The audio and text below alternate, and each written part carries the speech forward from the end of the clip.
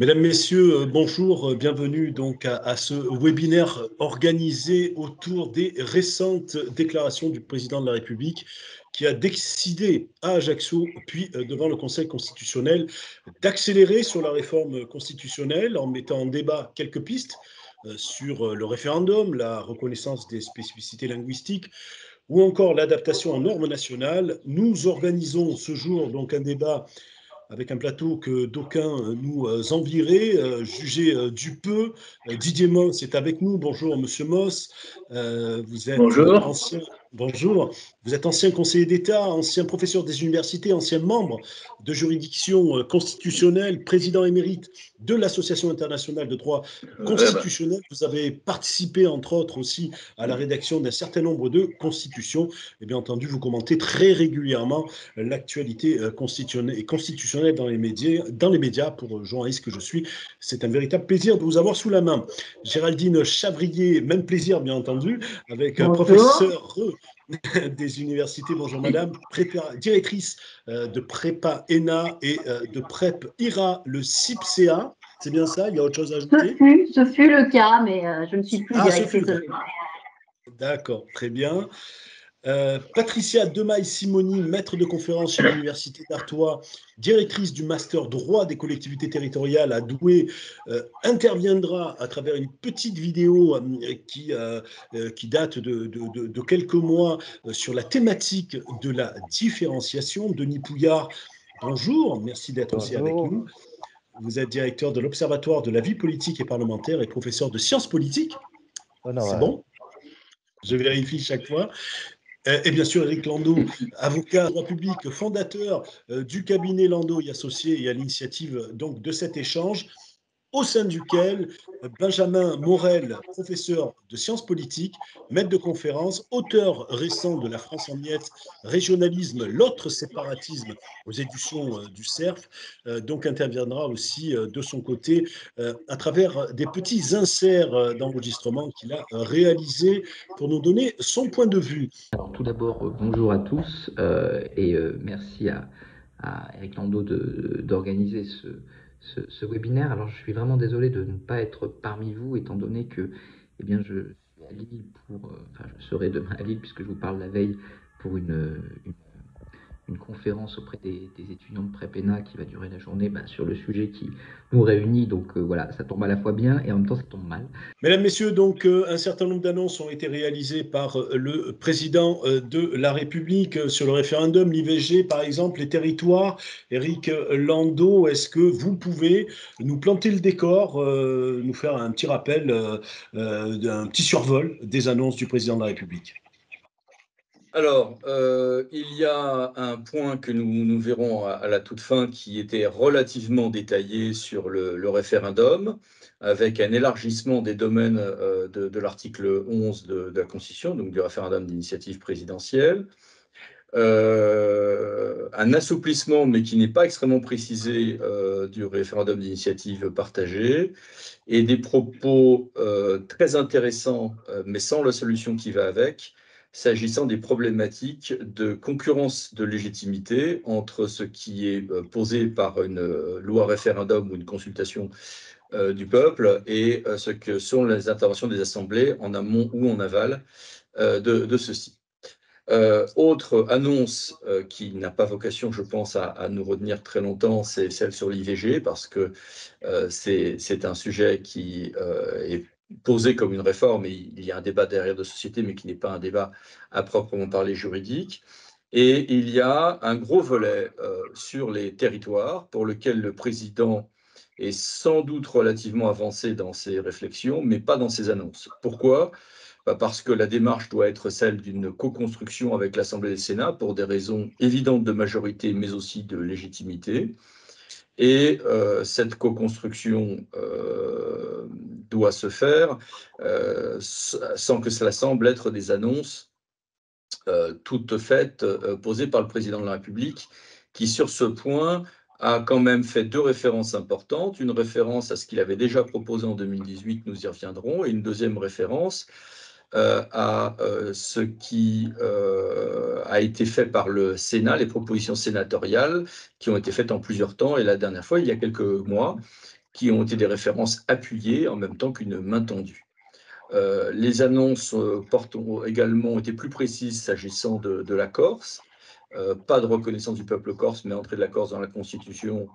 Un vrai service public du bilinguisme, ce qui est une manière de modifier la Constitution pour sortir de ce qu'est la position du Conseil constitutionnel sur l'article 2 de la Constitution et la langue française. Et pour le reste, un droit d'adaptation qui a été annoncé en Corse pour que juste ensuite d'autres régions comme la Bretagne demandent la même chose. Mais peut-être cela était-il finalement fort bien organisé en termes de timing pour qu'il y ait une demande populaire, ou en tout cas régionale, auquel le président répond. Mais sur ces thèmes, le président a été relativement précis en Corse. Il ne l'a pas été sur ces thèmes-là devant le Conseil constitutionnel le 4 octobre, encore une fois, pour qu'on aille sur les phases ultérieures.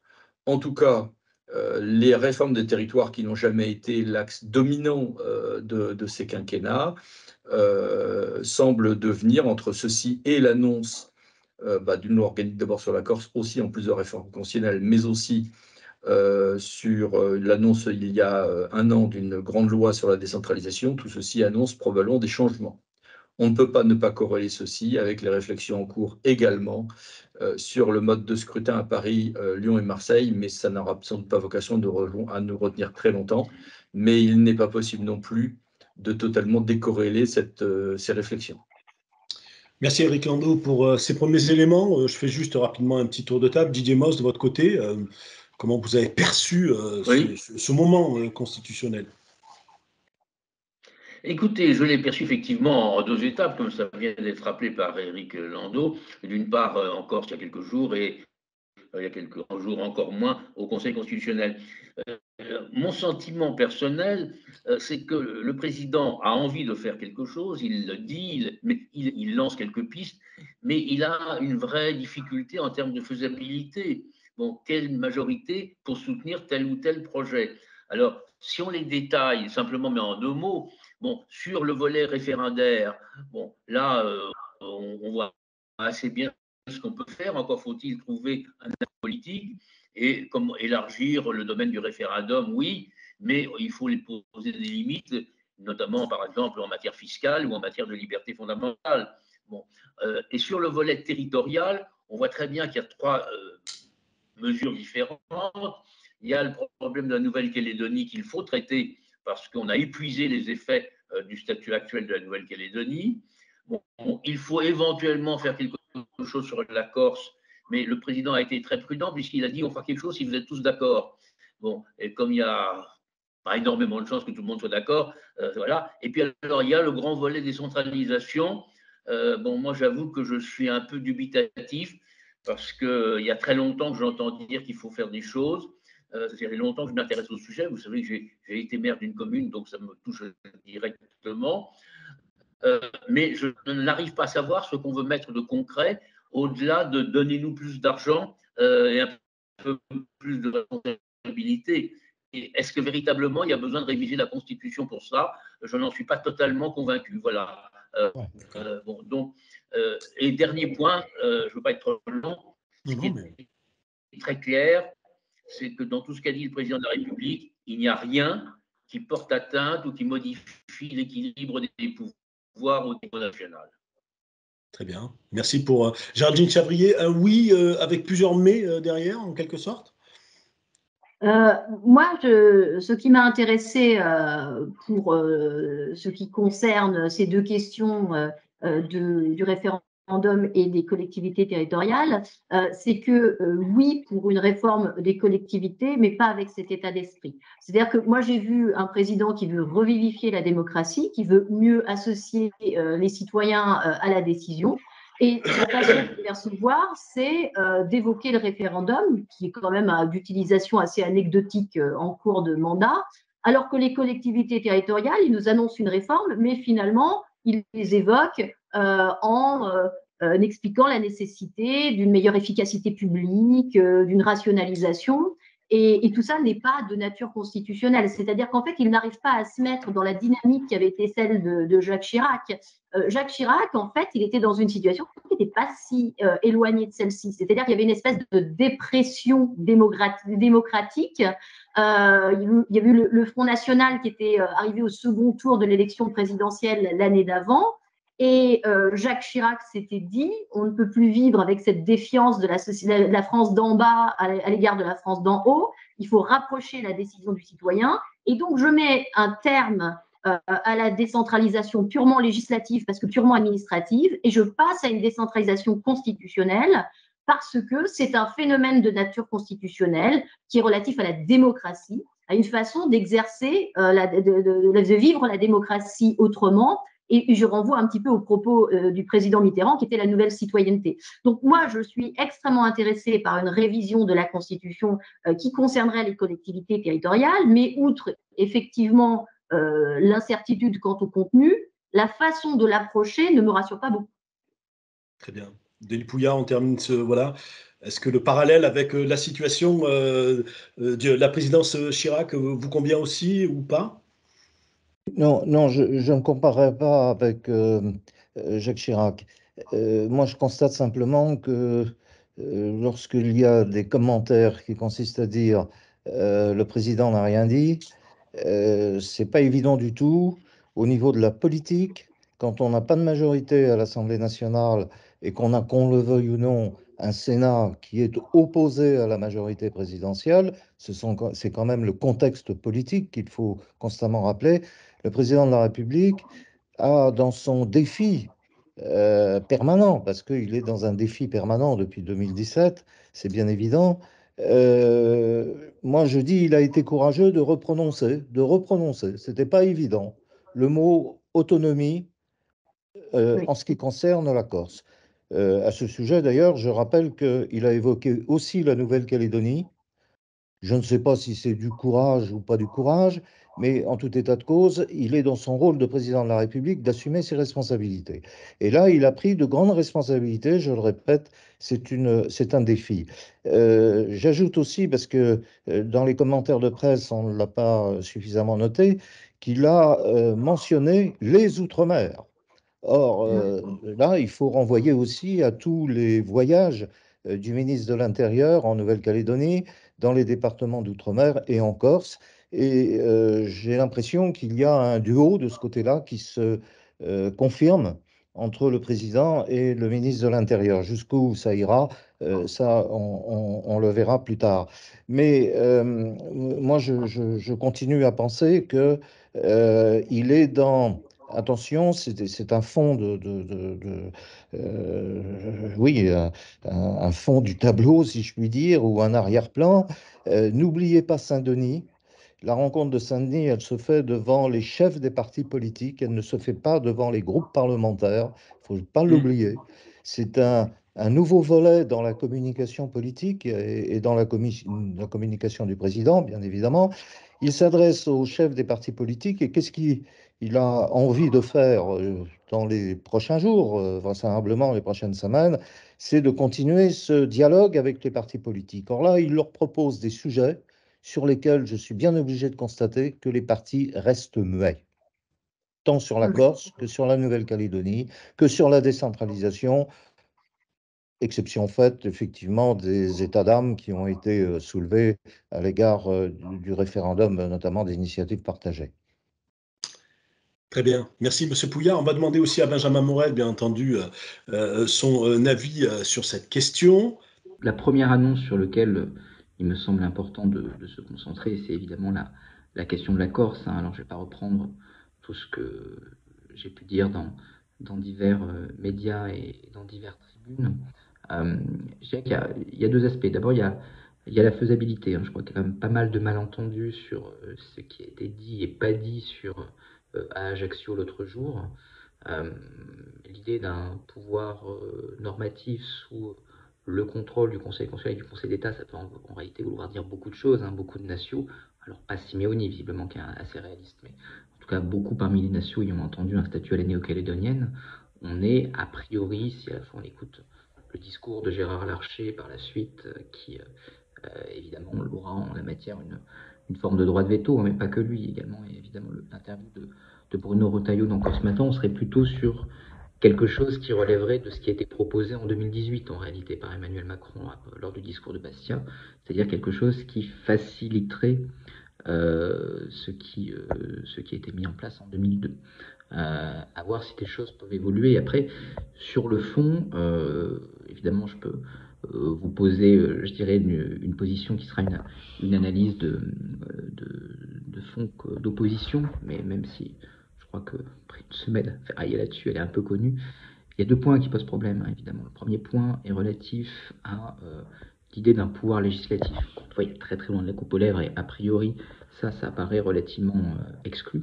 Mais dans tous les cas, bon, l'unité de la République, je ne vais pas vous faire l'affront de vous dire que c'est l'unité de la loi, hein, depuis la nuit du 4 août 89. On a certes aujourd'hui une forme de pluralisme législatif, mais c'est lié à un statut de la Nouvelle-Calédonie qui est un statut dit colonial, hein, eu égard au terme même des accords de Nouméa. L'unité de la République, c'est l'unité de la volonté générale, l'unité de la volonté générale qui est liée à l'unité d'un peuple qui peut vouloir en commun. Donc là, on brise quelque chose qui est quelque chose de fondamental. Si vous avez plusieurs volontés, vous avez plusieurs peuples, et donc vous n'avez plus de souveraineté une, et vous n'avez plus d'indivisibilité de la République. Donc là, on a un point qui m'apparaît être un point relativement dur, et qui, par ailleurs, éloignerait plus la Corse de la métropole que ne l'est, par exemple, Wallis et Futuna, ce qui serait relativement paradoxal. C'est ce que veulent les nations. Il y a un gros risque, et là je rentre dans une analyse qui est une analyse plus politique, il y a quand même un gros risque de déception. Le président de la République a, en la matière, je dirais, pris un gros risque en suscitant l'espoir, pas encore une fois de Simeoni et des autonomistes relativement réalistes, mais d'une jeunesse qui est quand même chauffée à blanc. Je rappelle que quand vous allez à l'université de Corté, vous avez un amphithéâtre Aquaviva, c'est le nom d'un plastiqueur du FLNC. Donc on a formé une jeunesse extrêmement radicale et sur des thèses indépendantistes. Il n'y a que des syndicats indépendantistes à l'université de Corté. C'est elle qui a mis Gilles Simeoni en défaut, en difficulté il y a à peu près 1 an et demi. Et donc évidemment, si il y a un sentiment de déception, ça risque d'être compliqué à gérer.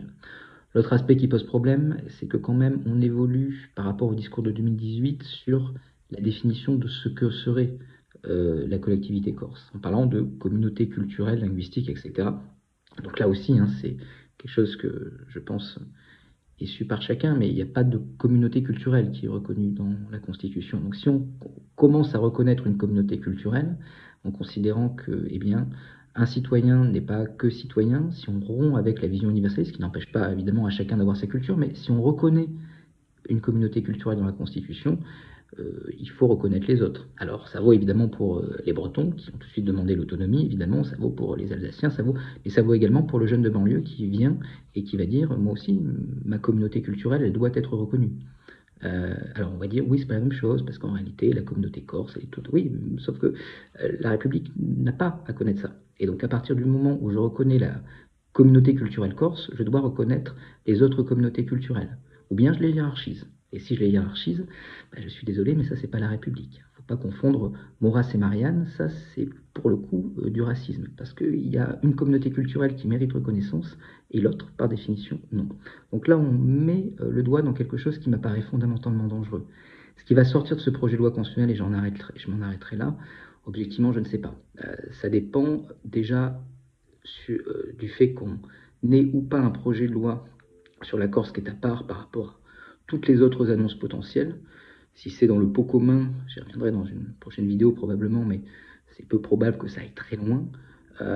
Si c'est un texte à part, ça ira probablement assez en deçà de ce qu'attendent les nations. Et je ne suis pas certain, encore une fois, que ça puisse trouver une majorité des 3/5, même dans une version très, je dirais, acceptable, ramollie par le Sénat. Donc voilà, à voir. Je crois qu'il y a très très loin de la coupe aux lèvres sur ce texte. Et nous avançons sur le dévoilement des pistes de réforme pour les territoires. Là aussi, Éric Landau, est-ce que vous pouvez nous faire un petit abstract, en quelque sorte, de ce qu'a évoqué le président et votre propre ressenti? Alors, il a été évoqué, donc c'était une demande du Sénat et de l'AMF notamment, d'avoir une grande réforme de la décentralisation. Le gouvernement a accepté ceci peu après les élections législatives. Et puis depuis, ça patinait un tout petit peu, sauf que ces derniers temps, il y a eu quand même énormément d'échanges en off à de hauts niveaux et qui conduisent, je pense, à ce qu'il soit légitime de lier ceci à la réforme constitutionnelle. Puisque que retenir de ce qu'a dit le président de la République et en quoi peut-on corréler ceci avec les très nombreux bruits de couloir ou engagements du candidat Macron? Premièrement, nous savons tous qu'il y a eu des débats continus en France sur le point de savoir combien de niveaux nous avons. Quand le conseiller territorial, qu'il ne faut jamais décorréler de ce qui était également la perte de la clause de compétence générale et des schémas de mutualisation entre départements et régions qui étaient prévus dans certains cas, visait à coller les tâches départementales et régionales ensemble. Quand ensuite il y a eu la première mouture des réformes qui ont été portées par Jean-Marc Ayrault et qui visaient certes à supprimer le conseiller territorial, mais dans un premier temps, également à répondre à cette question. Puis ensuite, après, lorsque le président Hollande a vu qu'il allait perdre de toute manière le Sénat au lendemain des élections de 2014, n'oublions pas que le président Hollande a annoncé la suppression des départements en juin 2014, puis ensuite que non, ça ne serait peut-être pas pour le monde rural en septembre 2014, puis ça a évolué, bon voilà. Mais à droite comme à gauche, donc, il y a toujours eu des réflexions sur le nombre de niveaux. Or, on voit revenir ces mêmes réflexions. N'oublions pas que dans le premier quinquennat, il y avait eu une tentative vite avortée de fusionner métropoles et départements qui a vite avorté, mais qui a été quand même porté par le premier quinquennat et qui aurait pu aboutir à quelque chose d'ailleurs, au moins dans les Bouches-du-Rhône, mais ça ne s'est pas fait. Et on voit qu'aujourd'hui, le candidat Macron, lors de son élection sur deuxième mandat, avait officiellement le retour du conseiller territorial dans ses projets. Est-ce qu'il y a une majorité entre l'Assemblée et le Sénat pour le conseiller territorial? Je n'en suis pas sûr. Mais ce qui est certain, c'est que revient aujourd'hui le thème de à quelle échelle agissons-nous? Et là, ce qu'a dit très clairement le président Macron, et qui est un constat à peu près unanime, je suppose, c'est qu'en tout cas, le citoyen est perdu. C'est-à-dire qu'effectivement, il y a une mode aujourd'hui, un revival du couple département-commune, qui me semble être une mode qui a ses limites, mais qui est un retour de balancier. Mais derrière cette mode et ce retour de balancier, qui n'est pas particulièrement porté par le gouvernement, qui est sur ce point, lui, est très très prudent. Un coup, on rassure l'AMF, un coup, on rassure un peu Intercommunalité de France, mais on ne les invite pas dans des réunions importantes. Enfin, le jeu est complexe en ce moment. Mais ce qui est dit par le président de la République, c'est très clairement que le citoyen, à d'autres époques, a pu s'y retrouver, aujourd'hui ne s'y retrouve pas. Il faut faire un lien entre le passage, d'ailleurs, de son discours sur ce point, sur la force de ce qui est lisible, le lien entre lisibilité et légitimité.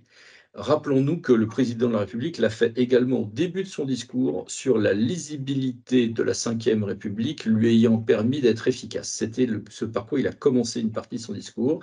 Et il a repris les mêmes termes ensuite en parlant de l'illisibilité du monde territorial, qui est certaine. Enfin, je veux dire, c'est très bien pour les techniciens comme nous tous, mais objectivement, si même nous, parfois, on s'y perd, hein, bon, c'est que le citoyen s'y perd beaucoup.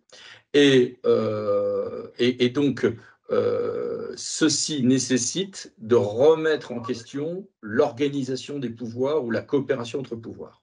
Deuxièmement, il y a évidemment le besoin sur la Corse, mais troisième chose, pour la langue au minimum, mais troisième chose, nous savons très bien que parmi tout ceci se décache le débat de la différenciation. La différenciation était un thème porté, y compris à l'époque d'avant la loi 3DS, qui n'a abouti en l'état de notre Constitution pour la différenciation qu'à des choses extrêmement rigides et qui, en plus, dans certains cas, peuvent frustrer le Parlement parce qu'il n'y est pas directement associé si la norme qu'il s'agit de faire évoluer est réglementaire.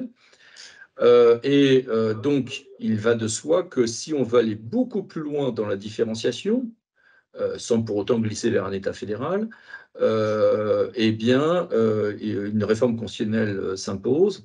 Et c'est quelque chose sur lesquels, en n'allant pas trop loin, il peut peut-être en plus faire une majorité avec le Sénat sur certains sujets. Le Sénat étant quand même aujourd'hui dans une configuration d'opposition politique, mais reste un Sénat globalement girondin. Et sur un girondinisme modéré, acceptant de la différenciation, on peut aller loin. Ces paramètres, ces problématiques sont disjointes, me direz-vous. Comment je règle la question du nombre de couches et comment je règle cette différenciation sont deux problèmes différents. Je ne suis pas si certain que ça soit différent. Parce que d'abord, sur le point de savoir qui va porter, je ne sais pas, la culture, il est possible que les réponses soient différentes dans un endroit ou un autre. Sur l'identité également régionale, un Ardennais n'était peut-être pas champenois ardennais et n'est sans doute que très marginalisé dans une région Grand Est, alors que quand on est en Bretagne, l'identité régionale est très forte. Donc il est possible aussi que cette différenciation ne soit pas uniquement dans l'adaptation de normes nationales, mais peut-être aussi dans des structurations de pouvoir, de qui fait quoi, qui ne serait pas avec les mêmes réponses d'une région à l'autre. S'agissant de la différenciation au type de normes, là, quand j'évoque ceci, je fais référence très clairement à des positions gouvernementales qui vont plutôt en ce sens, au moins dans les discours, depuis quelques mois. Quand je parle de différenciation de qui fait quoi sur des pouvoirs différents, c'est quelque chose qui est souvent dit dans des rapports, dans des études universitaires, mais que je n'ai pas vu le gouvernement tenir, donc je ne sais pas si c'est sa position en revanche. Voilà. Merci Eric Landau sur cette notion justement de Et il y a un lien avec la différenciation. gouvernance nécessairement, notamment intercommunale, nous en parlerons tout à l'heure. Absolument. Donc, sur cette différenciation que vous définissez comme étant encore corsetée, ce qui est quand même un paradoxe, on va écouter le point de vue de Patricia de Maes-Simoni que je vous présentais tout à l'heure et qui avait une expertise sur le sujet il y a quelques semaines. De mon point de vue, le nouvel article L 1111-3-1 du CGCT, l'article 1er de la loi, donc, n'inscrit pas à proprement parler un droit à la différenciation pour les collectivités. Ceci étant, l'article 6 de la Déclaration des droits de l'homme et du citoyen de 1789, qui proclame que la loi doit être la même pour tous, s'entend toutes choses égales par ailleurs. L'uniformité catégorielle s'accommode de la reconnaissance de la prise en compte des différences de situation. Elle est assouplie face aux caractéristiques, aux contraintes particulières. Le principe d'égalité, on le sait de longue date avec la jurisprudence constitutionnelle et administrative, ne s'oppose pas à ce que le législateur règle de façon différente des situations différentes, ni à ce qu'il déroge à l'égalité pour des motifs d'intérêt général. Ce principe d'égalité n'implique pas que les règles soient strictement identiques pour les collectivités territoriales dans une même catégorie. Il permet de prendre en compte des différences de situation, mais il n'impose pas que toutes les situations différentes fassent l'objet de traitements différenciés. Alors je vous répondrai que dans un État unitaire et indivisible décentralisé, la recherche d'un équilibre entre l'égalité et la liberté des collectivités territoriales explique que les traitements différenciés reposent sur des raisons objectives qui viennent justifier une modulation des compétences au sein des catégories de collectivités territoriales existantes, que ce soit dans la répartition ou dans les conditions d'exercice de ces compétences. Une trop grande facilité ou ouverture des possibilités de différenciation territoriale méconnaîtrait le principe d'égalité et pourrait faire bousculer effectivement la forme de notre État. Et on peut dire que la réalisation de l'objectif de subsidiarité qui est inscrit à l'article 72 alinéa 2 de la Constitution ne peut pas faire taire les risques qui sont inhérents à une libéralisation trop accentuée des différenciations. Les initiatives et les libertés locales ne doivent pas déboucher sur des modulations de compétences contingentes ou politiques qui méconnaîtraient la libre administration des collectivités territoriales et le principe de non-tutelle. La fixation de critères objectifs et dans un État unitaire, le moyen le plus adapté pour respecter les principes propres aux collectivités territoriales inscrits dans la Constitution. Nous entrons dans la suite de ce débat avec les pistes de réforme. Didier Moss, Géraldine Chavrier, j'aimerais vous entendre sur le cadre qu'a posé donc Eric Landau. Didier Moss, peut-être, pour commencer. Écoutez, bon, le problème territorial, il y a longtemps qu'on le pose. Hein. Bon, moi, je fais quand même deux constats de très longue durée. Le premier, c'est que la France d'aujourd'hui est beaucoup plus décentralisée que ne l'était il y a 65 ans, au début de la Ve République. Il y a beaucoup plus de pouvoir pour les instances locales. Et la deuxième observation, c'est que ce n'est pas la révision constitutionnelle de Jacques Chirac, de Raffarin, qui a été l'élément déterminant. Ce soit de 82, sous François Mitterrand, avec Gaston Defferre au ministère de l'Intérieur, qui ont érigé les départements et les régions en véritables collectivités. Après, en réalité, on a confirmé par la Constitution, avec des formules d'ailleurs extraordinairement ambiguës que personne ne sait interpréter, mais la France d'aujourd'hui est vraiment décentralisée, beaucoup plus qu'elle ne l'a été. Ceci étant, nous partageons tous l'analyse sur il y a trop de niveaux d'administration territoriale, mais une fois qu'on a dit ça, on n'a rien dit. Parce que je n'ai jamais vu depuis 10 ans quelqu'un dire il faudrait supprimer tel ou tel échelon. On ne peut pas supprimer les communes parce qu'il y a 35 000 maires, il n'y en a plus 36 000, il n'y en a plus que 35 000, grosso modo, mais tout le monde dit que c'est la base de la démocratie et donc on ne va pas supprimer les maires. Bon. On ne peut plus supprimer les départements parce que les départements, ce sont les routes, le social et les collèges. Bon, ce sont quand même d'énormes secteurs en termes de budget, notamment le social. Quant aux régions, ce sont les lycées et les transports et la formation professionnelle. Et en réalité, quand vous regardez les masses budgétaires et les masses de personnel, la région est le maillon faible de l'ensemble. C'est le maillon où il y a le moins de monde et qui, de manière agrégée, a les plus petits budgets. Donc, d'une certaine manière, on pourrait se passer des régions, et en plus, je pense que le découpage actuel n'est pas bon, mais c'est aller à l'encontre de tout le discours qu'on entend depuis toujours. Il faut des régions de dimension européenne. Alors, rajouter à cela les intercommunalités qui sont extraordinairement différentes selon l'endroit où l'on est. Communalité dans le monde rural, ça n'a strictement rien à voir avec une intercommunalité d'une région, de communes périurbaines. Il y en a qui sont petites, il y en a qui sont grandes, etc. Alors, est-ce que c'est l'avenir? On peut en douter. Bon, moi, à un moment, j'ai pensé que le conseil départemental deviendrait en réalité la réunion des élus des intercommunalités avec un système de filtrage qu'on ne pas, et qu'on supprimerait les cantons. Mais il y a une extraordinaire résistance dans le monde rural. C'est-à-dire, quand on voit ce que c'est qu'un conseiller départemental urbain, ça ne sert à rien. Un conseiller départemental rural, ça, il a un vrai rôle. Alors, je suis très, très dubitatif sur ce qu'on pourrait faire et j'ai participé, comme tout le monde, à des travaux sur des tentatives de rédaction, de révision de la Constitution sur les collectivités territoriales. J'ai travaillé avec l'AMF notamment à un moment. Je ne connais pas de bon texte qui puisse en dire plus que ce qu'on a aujourd'hui, sauf à dire, effectivement, il faut garantir une véritable ressource financière pour les collectivités, quel que soit le niveau, car c'est quand même là le nœud gordien. Mais c'est pas au moment où on vient de supprimer la taxe d'habitation et que du coup on a cette extraordinaire augmentation des taxes foncières qu'on va reposer la question financière. Bon, mais c'est ça qu'il faudrait faire, et on a cette vieille idée de faire une loi de finances des collectivités locales. Moi, je ne sais pas ce qu'il y a dedans, je ne suis jamais arrivé à lui donner un contenu. D'accord. Merci, M. Moss. La liaison n'est pas parfaite, mais c'est pas de votre fait, bien entendu, mais voilà. Mais je vous le signale au passage, mais on vous entend très bien, c'est essentiel. Géraldine Chavrier, on est de nouveau face au même mur de l'irréformabilité de la Constitution française ou pas? Évidemment, quand on parle de réformer la Constitution en matière, pour améliorer, pour progresser dans la décentralisation, généralement, il y a plusieurs murs quand même, il n'y en a pas qu'un seul. On a beaucoup de difficultés à mettre tout le monde d'accord. Moi, je voudrais rebondir sur ce que je viens d'entendre, concernant d'abord les niveaux de collectivité territoriale. Enfin, peut-être déjà rappeler qu'en effet, la vraie question qu'il faudrait poser, c'est celle du financement des collectivités territoriales.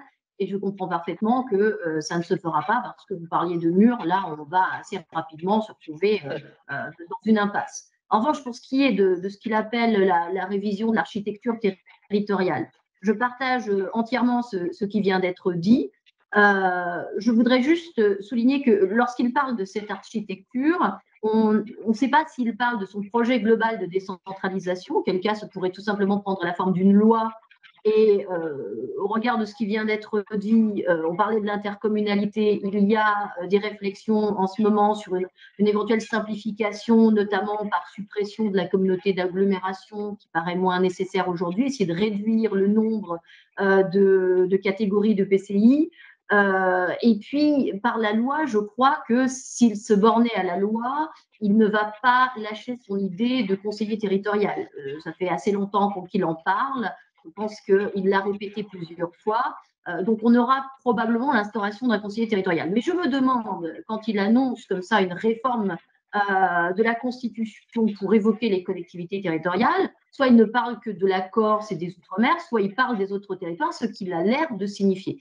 Et je me demande s'il n'a pas trouvé une solution à son problème de conseiller territorial. C'est-à-dire qu'il y tient, mais on sait très bien que le problème du conseiller territorial, c'est qu'il y a ceux qui considèrent que ça va effacer le département, donc ça conduit à une opposition des départements, et ceux qui considèrent que ça va affaiblir la région, et ça conduit à une opposition de la région. Est-ce que, s'il passe par la révision constitutionnelle, il ne pourrait pas avoir l'idée de fusionner les départements et les régions en une seule collectivité territoriale? Un peu comme on a eu Paris, qui était à la fois une commune et un département. Pour faire son conseil territorial, il fusionnerait en une nouvelle collectivité territoriale les départements et les régions. Cette collectivité exercerait les compétences départementales et les régionales. Et pour rebondir sur ce que a dit Éric, sur la possibilité d'avoir des organisations un peu différentes, alors on aurait toujours la déconcentration par le niveau départemental et le niveau haut par le niveau régional d'aujourd'hui, bien sûr, ça ne s'appellerait plus ainsi, mais chacun pourrait éventuellement s'organiser pour regarder ce qui reste au niveau le plus grand et ce qui pourrait être exercé au niveau de la proximité, au niveau cantonal. Vous voyez ce que je veux dire? C'est-à-dire qu'on réglerait le problème du niveau de collectivité territoriale. Le conseiller territorial serait l'élu d'une collectivité territoriale exerçant des compétences départementales et régionales et qui choisirait, selon les collectivités, ce qui serait plutôt exercé dans le cadre des cantons et ce qui serait exercé au niveau de ce qui est aujourd'hui les régions. Ça me paraît quelque chose d'envisageable. Alors, pour ce qui est de la différenciation, la question, elle va surtout tourner autour de ce qu'on veut faire de la différenciation, de ce qu'on entend par la différenciation. Et quand vous parliez de mur tout à l'heure, si on veut aller plus loin qu'aujourd'hui, je pense qu'on n'ira pas plus loin et qu'on perdra encore une occasion d'avancer, parce que la différenciation a quand même fait beaucoup peur. Donc, je vous rappelle qu'aujourd'hui, la différenciation, c'est la possibilité d'obtenir des compétences qu'une autre collectivité de la même catégorie n'aura pas ou d'obtenir une adaptation d'une norme encadrant l'exercice de ces compétences dès lors qu'on justifie d'une situation différente, objective, et ce sera une réponse proportionnée à cette situation. Ce qui veut dire qu'en fait, on a tout simplement l'application d'un principe d'égalité proportionnelle, de l'égalité réelle. On a donc, a priori, avec la loi 3DS, ce dont on a besoin pour faire de la différenciation. La question qui demeure, c'est est-ce que demain, on va faire de la décentralisation ou est-ce qu'on va faire comme avec l'expérimentation, il ne va rien se passer. Et à ce titre, d'ailleurs, on va observer avec attention ce que va répondre le Premier ministre aux 45 demandes de différenciation et d'expérimentation à la région Île-de-France. Alors, comment forcer l'utilisation de ce dispositif? Je crois qu'il faut le constitutionnaliser. Il ne faut pas forcément aller plus loin, mais il faut le constitutionnaliser selon une rédaction qui est encore à travailler. D'abord parce que, comme le disait, je crois, Éric, ça va donner quand même plus d'aisance au Conseil constitutionnel pour le faire prévaloir, parce que là, il sera de niveau constitutionnel. Et ensuite, alors, parce que, en fait, on pourrait se rapprocher, on pourrait instaurer un principe, non pas un principe, pas un droit de différenciation, mais un droit à la différenciation. On pourrait se rapprocher de ce qui se passe dans d'autres États européens, mais qui n'a pas grand-chose à voir avec les collectivités territoriales. C'est-à-dire que dans certains États, pour des raisons de justice, d'égalité, on est obligé de traiter différemment des situations différentes. On ne le fait pas en France parce qu'on ne veut pas créer un communautarisme, des minorités ethniques, religieuses, je ne sais quoi, qui diraient « je suis différent, je veux qu'on me traite différemment ». Mais quand il s'agit des collectivités territoriales, ça permet de s'éloigner de cette question. C'est-à-dire qu'on pourrait avoir dans la Constitution une obligation de prendre en compte la spécificité des collectivités territoriales dans le cadre des compétences et des normes qui encadrent l'exercice de ces compétences, parce que c'est plus juste. Mais surtout, je pense que si on veut faire la différenciation demain, ce qu'il va falloir modifier dans la Constitution, c'est le pouvoir réglementaire. Parce que le problème de la différenciation, c'est que ce sont des dérogations. Alors, une dérogation, deux dérogations, 10 dérogations, ça devient illisible et ce n'est pas ce que souhaite le président. Donc, à mon avis, il faut surtout revoir les articles 21 à 72 de la Constitution pour limiter le pouvoir réglementaire du Premier ministre dans certaines circonstances. Parce que moi, je comprends que le Premier ministre soit nécessaire à une coordination nationale. Mais je pense que quand le législateur renvoie au pouvoir réglementaire du Premier ministre, le Premier ministre doit pouvoir prendre des décrets d'application, mais lorsque le législateur soit reste silencieux, soit renvoie expressément aux délibérations locales, il faudrait interdire maintenant, ce que la jurisprudence administrative ne fait pas, au Premier ministre d'intervenir. Parce que le meilleur moyen de faire de la différenciation, c'est de laisser les collectivités appliquer elles-mêmes les normes législatives en s'adaptant à leur territoire. Merci Géraldine Chabrier. Je me tourne vers Benjamin Morel pour lui poser la question parce que je sais qu'il est attentif justement à ces spécificités territoriales que l'on accorderait et qui d'une certaine manière menaceraient l'édifice de l'unité républicaine. Donc je le laisse répondre. Il fait une annonce globale sur la décentralisation qui en soi n'est pas très originale. D'abord il est très vague, très évasif, il est très évasif dans tout ce discours, ce qui montre qu'à mon avis il n'y a pas non plus une volonté chevillée au corps. Je m'attendais à le voir beaucoup plus sabre au clair sur ce sujet, même si ça n'arrivera pas au bout, au moins pour embêter les oppositions, pour les renvoyer qui la gauche à vous ne votez pas l'IVG, qui la droite à vous ne votez pas le référendum sur l'immigration.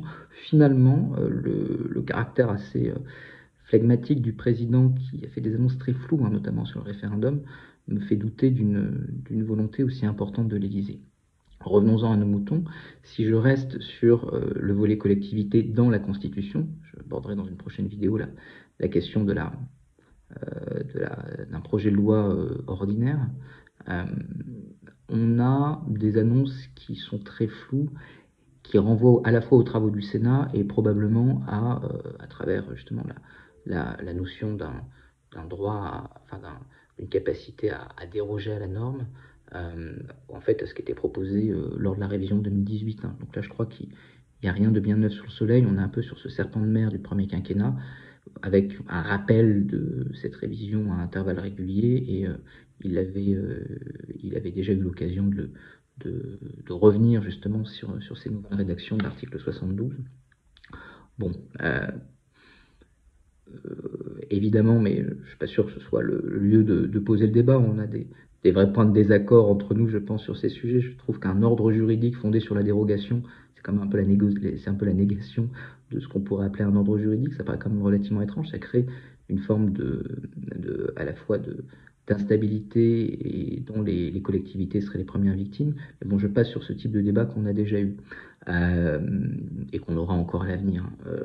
Concernant la faisabilité, si on a ça dans un pot commun, ce qui est très probable, dans lequel il y aura encore une fois IVG, référendum, les chances que ça arrive au bout sous ce quinquennat, sous une forme et sous une autre, apparaissent quand même très relatifs, très limités. D'autant que l'AMF est sur une position beaucoup moins enthousiaste, c'est le moins qu'on puisse dire vis-à-vis de ça, qu'il y a quelques années. Les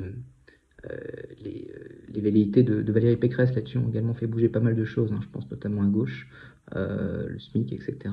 Ça a conduit, y compris de manière très étonnante, Europe Écologie Les Verts, dans un communiqué, à demander à ce qu'on respecte la loi, l'unité de la loi, et que l'on n'y déroge pas. Donc là, je suis assez intrigué par la position d'Europe Écologie Les Verts et des deux groupes dans les deux chambres sur les positions de Valérie Pécresse. Je crois que là-dessus, elle a un peu tendu les lignes. Voilà, idem d'ailleurs pour Laurent Wauquiez. Donc, sur un sujet tout à fait différent, qui n'est pas directement sur la différenciation, mais qui a été groupé dans la tête de beaucoup. Donc, tous ces sujets font que aujourd'hui, je ne vois pas vraiment de chemin constitutionnel. Si on prend les textes à part, peut-être, le Sénat dira oui. Est-ce que vraiment il peut y avoir une majorité à l'Assemblée là-dessus ? Pas si évident. Est-ce qu'il peut y avoir les 3/5? C'est loin d'être évident. Le RN sera sur une ligne opposée, la majorité probablement de la NUP, très grande majorité. LR, ça fera pas le plein non plus. Il n'y aura pas de référendum sur de telles choses. Donc voilà, au-delà de ce qui peut nous opposer, on est pour, on est contre, je ne vois pas vraiment de chemin pour un test constitutionnel fourre-tout, clairement. Hein. Et je ne vois pas non plus vraiment de chemin pour un texte à part, même si c'est fondamentalement improbable. Enfin, d'autres le rappelleront demain, hein, mais il n'y a jamais eu de réforme globale de la Constitution en cas d'opposition de l'Assemblée et du Sénat, hein, historiquement. On s'accorde sur des points particuliers, typiquement le quinquennat. On ne s'accorde pas sur une réforme globale. Par ailleurs, en plus, on a une majorité relative à l'Assemblée. Donc là, la configuration parlementaire ressemble beaucoup plus à 1962 qu'à 2008, où il y avait 2 majorités absolues dans les 2 chambres. Donc, ce faisant, à moins de dissoudre, utiliser l'article 11, ce qui n'est plus vraiment constitutionnel depuis 2005. En tout cas, on recevra un veto de Laurent Fabius et voilà, je ne vois pas vraiment de chemin, objectivement. Et le fait qu'il n'annonce rien de neuf, le fait qu'il n'annonce même pas vraiment de méthode sur ce projet de loi constitutionnelle en disant pour l'IVG que ça suive sa vie et après tout, pourquoi pas, sachant que ça va être repris dans une niche LFI probablement et que ça va lui poser beaucoup de problèmes, ça montre que là-dessus l'Élysée n'apparaît pas comme étant d'un enthousiasme fou sur, en réalité, tous les sujets institutionnels. Et je vais vers Denis Pouillard, pour voir le niveau, en quelque sorte, cher Denis Pouillard, de la faisabilité politique de ces réformes. Est-ce que tout ce dont on parle, ces subtils équilibres à trouver, vous sentez des ressorts dans ces parlements, dans le Parlement que vous connaissez bien? Alors, il y a une phrase qu'on a oubliée qui a été prononcée par le président de la République devant le Conseil constitutionnel. C'était à propos de la Corse. Certes, c'était dans le chapitre sur la Corse et la Nouvelle-Calédonie, mais j'ai la bonne impression que ça s'étend, cette phrase s'étend également à la décentralisation. Qu'a dit le président?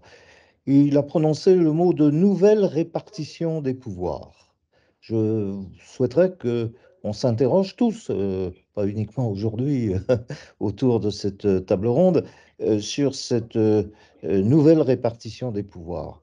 Alors, qui dit pouvoir renvoie effectivement à les collectivités territoriales ou les EPCI, puisque je vais aborder le problème sur l'intercommunalité.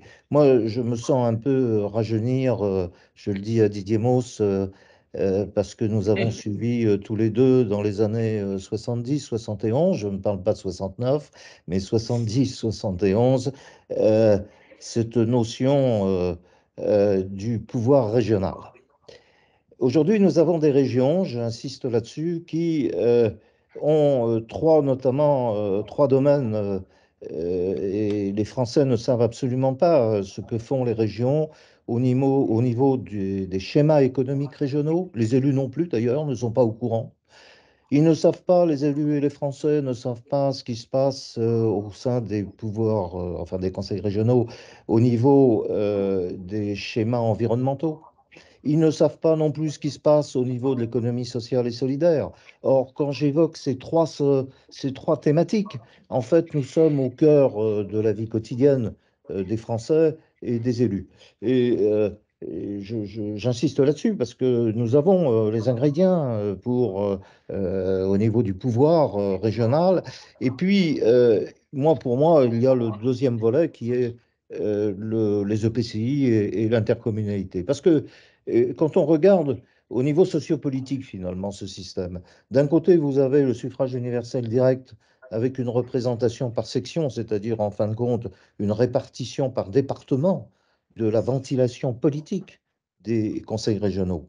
Et puis, vous avez à côté les intercommunalités par le système du suffrage universel indirect, mais avec fléchage, c'est-à-dire, en fait, la participation de toutes les communes, des 36 000 communes qui sont membres toutes de l'intercommunalité. Et là, vous avez deux pôles qui sont très importants et qui ont un espace géographique, oui, mais en même temps une vue grandeur nature de tous les problèmes quotidiens, authentiques, et je dirais une horizontalité et non pas une verticalité de la distribution des pouvoirs.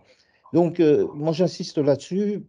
Peut-être que nous sommes à un tournant où il faut revoir non pas le tracé, parce que On ne va pas recommencer à refaire les régions, à refaire, etc. Ça coûterait d'ailleurs trop cher. On ne revient pas à ça. On va pas refaire les départements. Les intercommunalités, pratiquement, on est au niveau maintenant définitif. Il n'y a plus beaucoup de modifications. Et il faut regarder un peu les choses en face. Qui fait quoi? D'ailleurs, le président le dit. Les Français voudraient s'y retrouver. Ce n'est pas uniquement le problème du millefeuille traditionnel, c'est un problème authentique de qui est responsable, effectivement, qui fait quoi et qui distribue quoi. J'insiste là-dessus parce que sinon nous retournons vers les carrefours que nous avons connus il y a 2, 3 ans avec des cahiers des doléances et ceci me fait venir à cette notion de différenciation qui est étalée aujourd'hui avec les adaptations, adaptation et différenciation. Alors, D'accord. je vais déborder un tout petit peu sur le problème de Oui, la Corse, parce que c'est la Corse, en fait, qui appelle cette réflexion, pas uniquement sur le mot autonomie. D'ailleurs, je rappelle que dans son discours au Conseil constitutionnel, le président de la République a parlé de forme d'autonomie. Je voudrais savoir, d'ailleurs, de ce côté-là, qui s'explique quelque peu sur cette notion de forme. Ce n'est pas une autonomie complète, mais quel type d'autonomie? On pourra en discuter, bien évidemment. Sur la différenciation, j'ai bien écouté ce qu'a dit Géraldine, et c'est intéressant parce que ça rejoint un peu la proposition que je fais. Quelle proposition? D'abord, quand on parle de différenciation, Géraldine a parlé de 45 ou 49 ou 45 différenciations au niveau de la région Île-de-France. Oui, Moi, je souhaiterais un travail qui n'a pas été fait et qui n'a pas été fait dans le cadre de la délégation sénatoriale du Sénat, qui est un magnifique think tank qui fait beaucoup de travail et des rapports excellents. Mais aujourd'hui, on a besoin d'une chose. On parle de différenciation. Quelles sont ces différenciations? Au même titre où l'État euh, liste les types de délits, liste les types de crises par des circulaires qui viennent de sortir au journal officiel, etc., nous serions en mesure, et le Parlement, alors je viens sur le rôle du Parlement, nous serions en mesure, nous avons tous les moyens, nous avons les hauts fonctionnaires, toute l'administration pour ça, et les élus, bien évidemment, pour nous dire quelles sont ces différenciations. Peut-être qu'on s'apercevra au bout du compte que finalement, il n'y en a pas beaucoup des différenciations. Ce n'est pas la peine de s'exciter sur quelque chose qui finalement serait en quelque sorte epsilon. Des adaptations également. Qu'on fasse un constat, un état des lieux. C'est ce qu'il manque à l'heure actuelle. Un état des lieux de différenciation et d'adaptation. Et puis, il faut trouver les moyens. d'accord. Dans les discours qui ont été successifs, les discours successifs du président de la République, il manque, c'est vrai, un échelon. Et d'ailleurs, nous-mêmes, nous n'avons pas prononcé le mot depuis tout à l'heure. J'arrive à être le premier à le prononcer, c'est-à-dire le mot Parlement, tout simplement. Qu'est-ce que fait le Parlement dans tout ça? Euh, oui, Parlement, l'Assemblée nationale et le Sénat, et ce n'est pas uniquement les propositions sénatoriales de la délégation sénatoriale. Il faut aller peut-être plus loin dans une réflexion, au même titre qu'il y a la délégation renseignement ou je ne sais quelle autre organisation, il faut trouver un moyen au sein du Parlement, à l'Assemblée et au Sénat. Moi, je propose une sorte de délégation dans chaque chambre à la différenciation, adaptation. Mais attention, derrière tout ça, il y a cette notion d'habilitation. Et donc, il faut qu'il y ait un pouvoir sanctionnant de ces commissions que je propose, de ces délégations que je propose. Et je me dis que, fort de l'expérience que nous allons découvrir avec la Corse, qu'il faudrait peut-être concevoir sur la base des nominations par le président de la République, comme vous le savez, qui se font, qui passent devant les commissions compétentes de l'Assemblée et du Sénat, de l'Assemblée nationale et du Sénat, trouver la sanction en quelque sorte, c'est-à-dire si l'habilitation parlementaire n'a pas reçu ou a reçu les 3/5 négatifs, 3/5 cumulés à l'Assemblée nationale et au Sénat, eh bien l'habilitation n'est pas donnée. Voilà un type de D'accord. sanction. Mais Denis. je crée par cette proposition un pouvoir et non pas un think tank qui émet 50 propositions ou quoi que ce soit. Il faut qu'il y ait le Ils sentiment. vont être Alors, est-ce contents, que ça les relève de sénateurs. la révision constitutionnelle? Oui, dans ce cas-là, ça relèverait d'une révision constitutionnelle dans un article Philippe Couillard. 77, 78 qui sont libres, notamment pour la Corse et pour les autres collectivités. Merci Denis Pollard. Sur la gouvernance peut-être intercommunale, Éric Landau, je pense que déjà M. Pouillard a donné son sentiment en 2-3 minutes. Le vôtre? Alors, ce qui est certain, c'est que le thème de la gouvernance intercommunale revient et le système aujourd'hui est relativement peu gouvernable. Et je pense que Géraldine Chevrier a eu raison de rappeler l'importance dans la campagne du conseiller territorial, parce que finalement, soit on supprime des échelons, ce qui a rarement été tenté, mais parfois annoncé, encore une fois, je l'ai dit tout à l'heure, soit on regroupe les échelons entre eux. Le conseiller territorial est une manière de le faire, les schémas de mutualisation sont une manière aussi de regrouper les échelons entre eux, les conventions aussi. Et donc, dans ce cadre-là, il est assez fréquent aujourd'hui de voir réévoquer les questions de gouvernance intercommunale avec plusieurs choses qui existent. Le suffrage universel direct était tenté, et on voit à Lyon que ça a une certaine portée, mais aussi des limites. Les compétences entre communes et interco sont si imbriquées que ce modèle qui était très à la mode il y a quelques années n'est plus défendu par grand monde. Je entends beaucoup parler de l'élection au suffrage universel direct de la présidence de l'Interco, à charge pour cette personne de trouver une majorité, parce que si on élit au suffrage universel direct un président qui n'a pas la majorité qui va avec, ça peut être compliqué, mais bon, il aura une légitimité un peu juridique et au minimum charismatique par son action, donc pourquoi pas. L'autre solution qui peut exister, et qui est évoquée parfois en ce moment, j'en parlais avec Denis il n'y a pas très longtemps, c'est le système actuel qui représente les communes, façon Sénat, et une autre assemblée qui représente directement le peuple, comme à la métropole de Lyon, et ces gens-là devront se mettre d'accord. C'est une hypothèse, ce n'est pas la seule, simplement ce n'est pas décorrélé. Et si on arrivait, parce que l'autre, ce que l'on entend souvent aussi, c'est qu'on pourrait revenir à ce qui était souvent un cheval de bataille à droite comme à gauche, c'est que les conseils départementaux pourraient devenir un lieu où ce sont les intercos qui siègent, alternative au conseiller territorial, mais très différente. C'est pas dans l'air du temps. On donne plus cette légitimité-là aux intercos aujourd'hui par rapport à il y a quelques années. Mais dans tous les cas, il y a l'idée de comment regrouper et comment faire que le citoyen s'y retrouve. Et donc, ces questions intercommunales vont avoir probablement la même logique que pour le reste. Comment faire que le citoyen s'y retrouve, mais que néanmoins ça puisse fonctionner.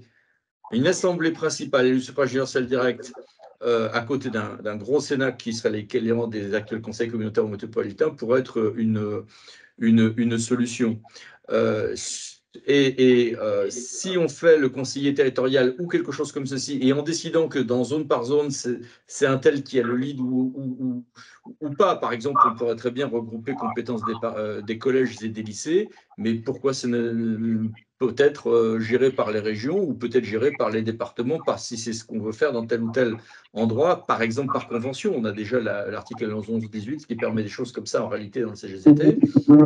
Ce sont des choses que je vois souvent évoquées et qui peuvent sembler décorrélées, mais qui à chaque fois consistent à se dire différence, à quelle échelle va-t-on agir, pas forcément la même partout. Ça, c'est quelque chose que le président de la République a un petit peu dit à Ajaccio. Et quand on parle des différenciations, le président a été flou devant le Conseil constitutionnel, puisqu'encore une fois, on est au début d'un processus qui doit être participatif. En Corse, il a été beaucoup plus précis en évoquant les questions d'urbanisme qui en Corse sont redoutables. Et il va de soi que si on dit qu'on peut faire des taux différents, par exemple, sur les espaces de résidence secondaire, on pourrait très bien prévoir des règles un peu différentes pour les meublés de tourisme et des choses comme ça, qui pourraient tout simplement donner lieu, non pas dans le régime actuel de différenciation, à un système comme très lourd, mais à un vote sous contrôle du juge. Le président l'a dit très clairement qu'il proposait ça pour la Corse, peut-être aussi pour que ça soit demandé dans d'autres régions, ça n'a pas manqué d'exister. Et donc, pensons à ces pistes-là, puisqu'elles ont été habilement lancées il y a 15 jours. Voilà. Très bien. Et pour l'interco, du coup, peut-être aussi, parce que pour l'intercommunalité, on a accepté la différenciation avec Lyon déjà. On l'a accepté, et c'est pour ça que je faisais un lien avec Paris, Lyon, Marseille, parce que c'est pas seulement parce qu'il y a une problématique juridique et politique, mais c'est aussi parce que cette problématique peut être d'autant plus insérée qu'il y aura cette réflexion qui sera amenée. D'accord. On est à l'heure du dessert, donc on reparle encore un petit peu du millefeuille. Pardon, oui, hop. Qui veut réagir par rapport à l'intervention justement d'Éric Landau, Monsieur Moss, Mme Chavrier ou autre? Est-ce que tout se joue à cette échelle-là? Je dirais juste une chose à propos de l'élection du président de l'intercommunalité au suffrage universel direct. Ce serait certainement effectivement le seul moyen en théorie, puisque ça permettrait de conserver l'imbrication commune-intercommunalité, c'est-à-dire que les conseillers continueraient d'émaner des communes, et ça je crois que c'est très important. Le souci d'une élection au suffrage universel direct du président de l'EPCI qui est très séduisante, il est double. Il est triple, parce que vous l'avez dit, le risque, c'est effectivement de ne pas avoir de majorité, parce qu'on est élu directement par les citoyens. Mais le second souci, c'est une force exécutive qui va être débordante, c'est-à-dire que ça risque de donner un pouvoir extraordinaire au président de l'exécutif. Quand on regarde ce qui s'est passé en Allemagne, on a été obligé de prévoir des outils de censure, et qui sont d'ailleurs utilisés pour arrêter l'hyper-exécutif de l'intercommunalité. Et le troisième point qui me gêne un petit peu, c'est qu'on a un maire qui est élu au suffrage universel indirect et un président d'intercommunalité qui va être élu au suffrage universel direct.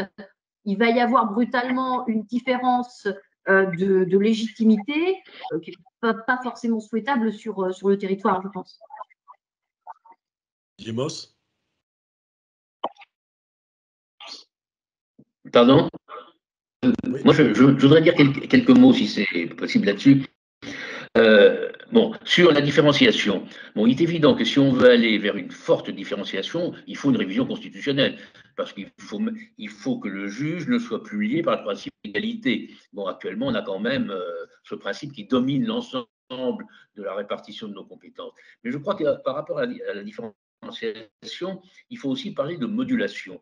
Car une des grandes demandes, me semble-t-il, des collectivités territoriales, c'est de pouvoir moduler des règles nationales en fonction d'un contexte local à l'intérieur de certaines limites, mais avec d'énormes difficultés, et on va retomber automatiquement sur le problème du principe d'égalité. Prenez, Éric vient, je crois, de l'évoquer, le problème de l'urbanisme, c'est-à-dire à la fois l'environnement et tout ce qui va avec. Accroître le pouvoir des collectivités territoriales est incontestablement une demande des élus, mais il va y avoir une extraordinaire résistance de toutes les associations. Il n'y a qu'à voir ce qui se passe, ne serait-ce qu'aujourd'hui, avec un certain nombre de constructions, de réalisations, de projets de ceci ou de cela. Et je ne suis pas sûr qu'on aille dans le sens de l'apaisement de ce point de vue-là. Mais il y a besoin de modulation, comme on a d'ailleurs déjà la modulation. Alors, la différenciation, on l'a déjà à l'intérieur des EPCI, car dans les EPCI, il y a des compétences obligatoires et des compétences facultatives. Et donc, tous les EPCI n'ont pas exactement les mêmes compétences, ou on n'exerce pas les mêmes. Il faudrait faire un bilan extrêmement fin, ce qui est très difficile, de savoir ce que ça a donné, et notamment ce que ça a donné en termes d'économie de gestion. Si vous me permettez, je voudrais évoquer deux souvenirs personnels, puisque j'ai été élu. Lorsque je disais à mes administrés, tel problème n'est pas de ma compétence, mais de la compétence de l'intercommunalité, donc moi, je ne peux rien. Et la réponse était, c'est toi qu'on a élu, c'est pas l'autre. Bon, donc tu te débrouilles et c'est vers toi qu'on se tourne. Et c'est la réponse qu'on aura pendant très très longtemps. Et le deuxième souvenir, c'est qu'un jour, dans une réunion de l'Assemblée du Congrès départemental des maires de Seine-et-Marne, je présidais une table ronde sur les problèmes financiers. Et à la fin, je dis, écoutez, on a fini la table ronde, je vais vous parler d'une ou deux choses à titre personnel. Et on était après 2 ou 3 ans après la loi sur les EPCI généralisés, je ne sais plus comment elle s'appelait, et j'aurais dit, il faudrait quand même qu'on fasse le bilan de ce que ça a coûté. Parce qu'on nous a présenté ça en disant, on va faire des économies, on va mutualiser, etc. Bon, moi, je constatais que l'augmentation des budgets et l'augmentation des personnels, c'était dans les intercommunalités et pas dans les communes. Bon. Et donc, j'ai dit à la tribune, il faudrait qu'on fasse un bilan tranquillement de cela. Par exemple, la délégation du Sénat, bon, je sors de la salle, bon, la préfète, qui était une vieille amie, se précipite vers moi. Elle me dit, mais Didier, vous n'y pensez pas, c'est la révolution si on fait cette étude, parce qu'on va s'apercevoir que tout ce qu'on vous avait promis n'est pas au rendez-vous, et qu'en réalité, ça a coûté beaucoup plus cher qu'on ne le croyait. Donc, attention, j'allais dire, à toutes ces idées diverses et variées. Je pense personnellement que transformer le conseil départemental en un conseil des intercommunalités serait assez réaliste à partir du moment où toutes les communes sont en intercommunalité. Mais il y a cette extraordinaire différenciation, là, pour prendre un terme géographique réel, entre le monde urbain et le monde rural. Et il faut qu'on fasse également très très attention de ne pas oublier l'administration de ce que j'appelle le vide. Il y a quand même un certain nombre de territoires qui ont besoin d'être administrés, même s'ils n'ont pas grand monde, même s'ils ne rapportent pas grand-chose, mais ce sont des hectares et des hectares, et du point de vue de l'environnement, ce sont souvent des espaces importants. Donc, il faut arriver à faire ça. Bon, et puis, dernier mot alors sur le Rhône, je ne sais plus c'est Eric, je crois qu'il en a dit un mot tout à l'heure. Bon, ça a été une des plus grandes erreurs qu'on ait jamais faites. Bon, pourquoi est-ce qu'on s'est passionné pour le Rhône? Parce que le Rhône est un département qui est grosso modo petit géographiquement, et que l'agglomération lyonnaise emplit la quasi-totalité du département. Pas la totalité, mais une grande partie du département. D'où l'idée, on fusionne un certain nombre de compétences.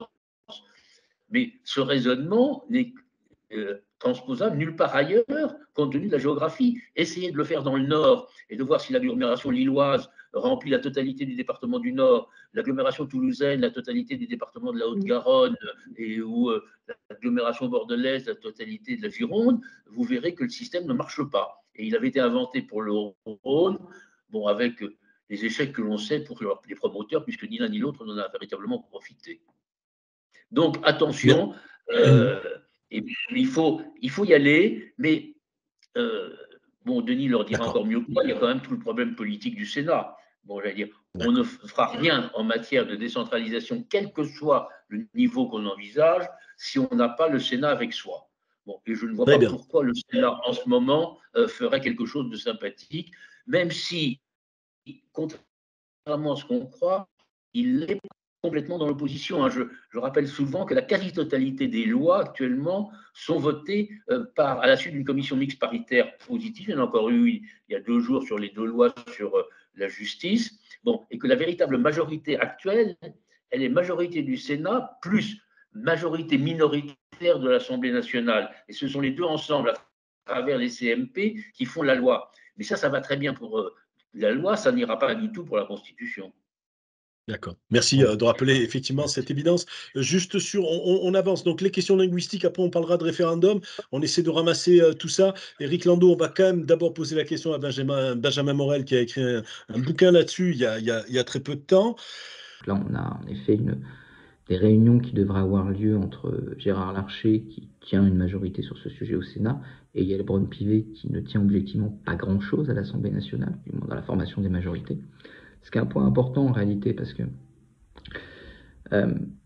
là aussi, je vais me concentrer essentiellement sur la procédure. Il y a des choses qui nous opposent. Je sais que Géraldine Chavrier est sur une position très pro-différenciation. Moi, je pense qu'il faut au contraire simplifier aujourd'hui la manière dont on conçoit les cadres territoriaux, tout bêtement pour que ce soit lisible et qu'on fasse de la décentralisation.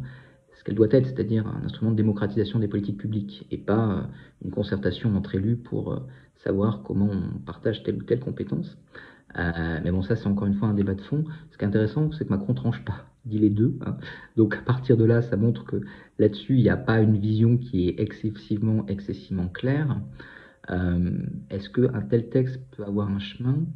Dès le moment où vous dites que vous voulez simplifier, il y a forcément des gens qui sont perdants dans l'affaire, hein. Je ne suis pas sûr que le bel enthousiasme pour le nouvel acte de la décentralisation, simplifiant et établissant quelque chose type conseiller territorial, fasse tout à fait des heureux parmi les présidents de département qui ont quelque influence au Sénat et les présidents de région, idem pour communalité, intercommunalité. Donc voilà, du point de vue des élus locaux, je ne suis pas sûr qu'on se jette dans les bras de l'exécutif pour faire ce nouvel acte de la décentralisation, si ça signifie un nouveau Big Bang territorial, ce qui semble aujourd'hui rejeté notamment au Sénat. Gérard Larcher là aussi a été relativement clair. Si c'est faire de la différenciation d'un point de vue législatif, qu'est-ce qu'on met dedans, qu'est-ce que ça signifie? Là aussi, côté boîte de Pandore, lancé par Loïc Chisney-Girard, je crois, a quand même pas mal refroidi, que ce soit au Sénat ou à l'Assemblée. Donc, ce ne sera pas forcément sur ce terrain qu'on pourra s'aventurer.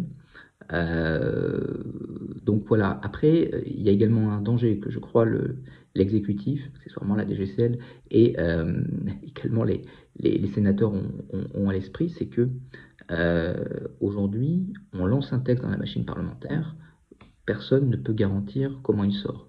C'est-à-dire que, en règle générale, les textes sur les collectivités sont ceux qui finissent le plus alourdis après leur passage au Parlement, parce qu'évidemment tout le monde a quelque chose à faire valoir, et tout le monde a des élus locaux qui lui demandent de faire passer tel ou tel amendement, et la majorité sont déjà très composites. Imaginez aujourd'hui ce qu'il en serait avec la tête de l'Assemblée nationale. Donc, ce faisant, quelles que soient les positions, encore une fois, hein, qu'on défend et qui sont très différentes dans les visions qu'on peut avoir de la décentralisation, je crois que personne pourrait se réjouir d'un texte qui soit un texte probablement fondamentalement déstructuré une fois qu'il serait ressorti du Parlement. Il peut y avoir un deal, l'Élysée majorité sénatoriale. La réalité, c'est que c'est pas du tout prédictif de la manière dont ce truc va sortir. Il peut y avoir des choses extrêmement problématiques, étant donné le peu de connaissances de la vie locale qu'ont nos chers députés actuels. Donc voilà, on est dans quelque chose qui, je ne suis pas sûr qu'il soit souhaitable sous ce quinquennat. Je pense d'ailleurs que les associations de collectivités ne sont pas non plus extrêmement enthousiastes à l'idée qu'il puisse vraiment y avoir un truc qui sorte dans ce quinquennat, sachant qu'on ne sait pas encore une fois ce qui va en sortir, et sur lequel l'Élysée et l'exécutif n'auront pas la main, clairement. Donc voilà, assez dubitatif, et sur les propositions qu'il fait, en réalité, il fait un peu les mêmes depuis au moins le grand débat. Simplification, responsabilité, etc. Tout ça, il l'a dit au moment des Gilets jaunes, il l'a dit au moment du grand débat, il le ressort à intervalles relativement réguliers, de même qu'il ressort la différenciation à intervalles réguliers. Donc voilà, je crois qu'il n'y a rien de neuf sous le soleil, et c'est très représentatif en réalité de ce discours qui semble être un discours convenu, où on revient sur les grands points qui étaient ceux répétés depuis plusieurs années sur les institutions, sans leur envisager une vraie voie de débouchés. Merci Benjamin Morel donc, pour votre intervention. Éric Landau, la question linguistique, comment vous la décryptez par rapport aux dernières interventions du président de la République? Pour l'instant, on a pour les langues régionales un article 75.1 qui ne va pas bien loin et un article 2 qui, lui, domine, mais qui reprend l'ordonnance de Villers-Cotterêts et autres. Et puis, on peut citer la loi Toubon. Donc, c'est vrai que le Conseil constitutionnel a censuré une partie de la loi Molac, par exemple, sur les enseignements bilingues. L'état du droit aujourd'hui, en fonction de ces normes, dont une partie est constitutionnelle, même si l'essentiel c'est la loi Toubon quand même, font que par exemple on a le droit de prévoir des traductions mais pas qu'on s'exprime en langue, par exemple, catalane, c'était jugé par le théâtre de Montpellier, avec traduction en français. En revanche, on peut très bien s'exprimer en français avec une traduction en breton, en alsacien ou en corse, ça, c'est pas un problème. Ça a été d'ailleurs jugé par le Conseil d'État pour les traductions sur nos cartes d'identité en anglais. Et donc, si on va au-delà, pour la Corse, je pense que ça pourra être compris. La notion de service public du bilinguisme évoquée par le président de la République est une notion qui interroge, parce que le bilinguisme est en soi un service public. Là pour le coup, la formulation était surprenante.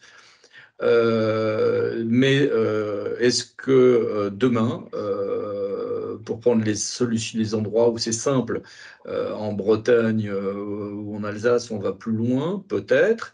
Quand on va commencer à parler de la langue catalane ou de la langue basque, ça va commencer à devenir plus difficile, parce qu'on est sur des modèles, par exemple, allemands, italiens, qui sont plutôt, notamment italiens, des succès dans cette différenciation, y compris aux besoins linguistiques chez certains pays. Alors, ne citons pas la Confédération helvétique.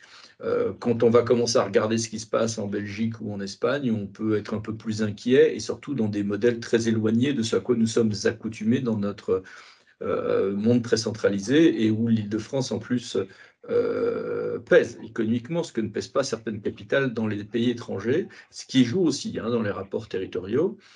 Et donc, en soulevant cette question linguistique, en pouvant permettre que dans certains cas, ça puisse donner lieu même peut-être à différenciation, on voit bien que l'on a des portes qui s'en trouvent. Ce sont des portes sur lesquelles les majorités vont être difficiles à faire, sur lesquelles j'ai un avis de citoyen, très, très clairement. Mais d'un strict point de vue politique, il me semble que c'est difficile. Et en même temps, dans certaines régions, reconnaître cette différence n'est pas choquante, mais que le système actuel où on a une langue nationale avec les sous-titres est quelque chose qui est peut-être un compromis équilibré en réalité. Voilà. Pour vraiment rester dans le tempo, je vous propose de ne pas aller plus loin sur ces questions linguistiques. C'est très tentant, mais je regarde Éric Landau pour savoir dans quelle direction il hoche la tête, en quelque sorte. Mais on fera peut-être une autre table ronde sur ces questions passionnantes pour aller sur le référendum directement, qui est un gros morceau quand même. En tant que je suis le seul non-expert, en quelque sorte, de cette table ronde, il me semble, de l'extérieur, en observateur plus ou moins curieux et avisé, que l'essentiel quand même de la volonté du président de la République, c'est justement de laisser entendre qu'il y a la possibilité pour le citoyen que je suis d'user régulièrement comme ça du référendum et de donner tous les 3 mois mon point de vue. Qu'est-ce que vous en pensez, Monsieur Moss, de cette perception citoyenne que j'avance? Ouais, la perception citoyenne est une excellente chose, mais pas tous les 3 mois. Très, très honnêtement, on ne Oui, va pas mais passer son temps à être en en campagne Suisse, par référendaire exemple, c'est permanente. ce qu'il fait. Bon, mais mon sentiment, c'est que c'est le terrain le plus solide dans les propositions du président de la République, parce qu'il y a un espèce, non pas de consensus, mais bon, d'accord assez général sur le fait qu'il faut rendre le référendum plus opérationnel. Et là, les pistes ouvertes par le président sont tout à fait réalistes. Il y a le champ du référendum. Bon, moi, je considère que même avec l'article 11 actuel, on pourrait faire un référendum sur l'immigration, parce que ça me paraît une question de politique sociale, mais je suis assez minoritaire là, sur ce point. Bon, il faut par contre éviter que l'on puisse reposer les questions fiscales, parce que les propositions de référendum sur on baisse les impôts, ça serait très populaire, mais ça poserait quand même quelques problèmes de Vous fonctionnement connaîtrez pour la réponse l'État. par avance. Ouais. Et il faut également faire très, très attention aux grandes libertés, mais les grandes libertés ont un fondement constitutionnel, et donc ce n'est pas un référendum législatif qui peut aller à l'encontre. Mais là, moi, je crois qu'il faut essayer d'aller un peu plus loin, peut-être, dans les formulations. Bon, il y a évidemment le référendum d'initiative partagée. J'en parle d'autant plus aisément que c'est dans la commission Vedel que nous l'avions inventé, et que j'ai gardé de très, très bons souvenirs, de souvenirs très précis de la manière dont mon vieux camarade Olivier Duhamel et moi avions mis le sujet sur la table et avions dit il faut absolument qu'on aille dans ce sens. Donc, il faut le faire. On a construit un système qui ne peut pas marcher, ça il faut dire. Donc, il faut construire autre chose. Le président a raison de dire qu'il ne faut pas concurrencer la décision parlementaire et la décision référendaire. Donc, il faut mettre des délais, 1 an, 2 ans entre chacune des étapes. Mais je ne suis pas sûr qu'il faille conserver le système, l'articulation actuelle qui consiste à lier en réalité initiative parlementaire et initiative populaire. Je crois qu'il faut qu'on trouve un système pour que l'initiative populaire soit autonome par rapport à une démarche parlementaire. Bon, il faut mettre à des seuils, je ne sais pas combien, parce que là, on peut en discuter de vue. Il faut mettre des questions de délai. Enfin, il y a toute une mécanique à trouver, je pense. Mais je pense que c'est un des terrains sur lesquels le président pourra arriver à avancer de manière relativement œcuménique, sauf bon, mais là aussi, on aura le Sénat. Je dirais structurellement, le Sénat n'aime pas le référendum. Il faut être clair. Donc, il va falloir trouver une possibilité pour que le référendum passe le Sénat. Et puis alors, derrière ça, il y a le blocage sénatorial en matière de révision de la Constitution, et personne ne peut le poser parce que pour réviser la Constitution, sur la révision de la Constitution, il faut l'accord du Sénat, et là on est sûr de ne jamais l'avoir. Mais c'est quand même un vrai problème, et si je fais allusion à certains travaux qui ont eu lieu récemment dans le milieu universitaire, c'est une question qui a été posée, et certains ont imaginé que l'on puisse soumettre à un référendum des propositions de révision qui auraient été discutées dans chaque assemblée pendant, par exemple, 3 lectures, qui auraient obtenu une majorité substantielle dans au moins l'une d'entre elles, en l'occurrence, évidemment, l'Assemblée nationale, et que ce soit le peuple qui soit amené à trancher le désaccord entre l'Assemblée nationale et le Sénat, comme l'Assemblée nationale en matière législative, à travers l'article 45, est amenée à trancher de manière ordinaire. Mais pour en arriver là, il faut réviser la Constitution, il n'y a aucun doute, et c'est une opération impossible, en tout cas dans le mandat actuel.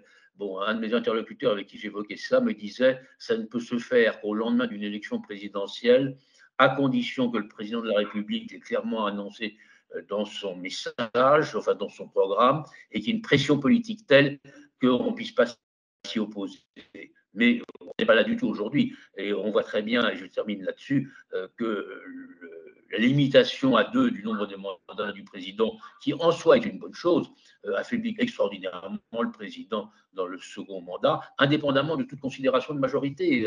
J'allais dire, il y aura toujours des gens pour vous dire « oh ben oui, il n'en a plus pour très longtemps, on attend la suite ». Voilà.